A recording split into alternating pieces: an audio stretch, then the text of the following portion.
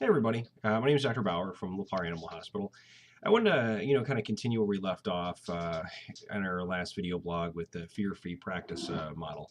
Last time we talked about, what is fear-free, how does stress and anxiety affect our patient care. Today I'd like to go over, how to recognize that. We've talked about, it's there now. How do we pick up on it? You can categorize fear, anxiety, and stress.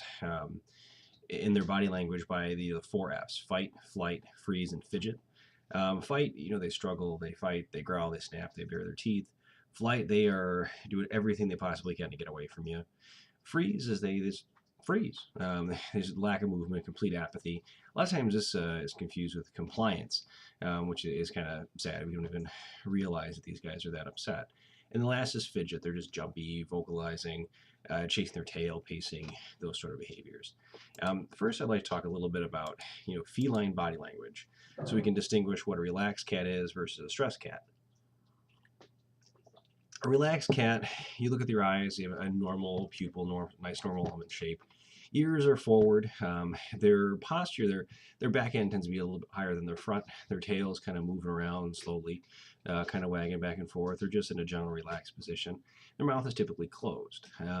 In a stressed cat, it's quite the opposite. A stressed cat has very large dilated pupils. Their ears are, out to the side or even pinned back against their head. Their back is arched with their legs kind of crouched underneath, or just to be ready to poised to strike or poised to run. Their tail is tucked up under their body. It's very tight, it's very rigid, or it's forcefully moving back and forth and thumping as to means to warn those around them. Their mouth is typically open. An open mouth cat is not a happy cat. They could be panting, hissing, open mouth breathing, growling, or spitting. Those are all signs of a very stressed cat. I'll actually show you a picture of a relaxed kitty. This guy looks pretty happy. His face is soft, his ears are in a nice normal relaxed position, his pupils are a nice normal almond shape. His tail is out and relaxed, and overall his posture is very calm. The opposite, this is a stressed cat. You can see their legs are crouched under him, the tail is tight against the body, the ears are pinned back, his mouth is open, his eyes are dilated. So this guy is quite upset. So now that we've talked a little bit about feline body language, let's talk a little bit about canine body language. Typically a relaxed dog, their face is nice and loose, their eyes are a nice normal shape, nice normal almond shape. The ears are forward, their body posture is very relaxed, they're relaxed from their neck to their tail. Their tail is kind of moving a little bit back and forth, level with the top line. Their mouth is open, lips are long and soft, their face doesn't look furrowed or anxious. The stressed dog, their face is skin taut, lips are wrinkled or even pulled back, their pupils are dilated, much like the cat. The ears are pretty far forward or even pinned back against the head as well. Their spine is very rigid, they're very anxious looking and very concerned. Their tail is high above the top line, or it can be tucked in and wagging in between their legs. Just because their tail is wagging doesn't mean they are happy. Their mouth are typically, mouth is closed. Their lips are short, tense, snarled up like they're showing their teeth, they're ready to bite.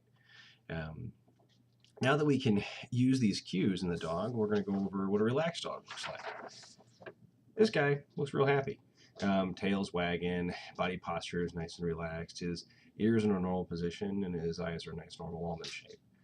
Whereas this poor little fella, very stressed. Ears are pinned down, their tails down between the legs. It could or couldn't be wagging. Their body posture is very rigid and tense. So you can see the difference between these two. So now that we've talked a little bit about body language and recognizing stress, what we do is kind of a cost-benefit analysis. How stressed is the pet or the patient, and how much do we need to do a given procedure, a given task, versus do we want to do it.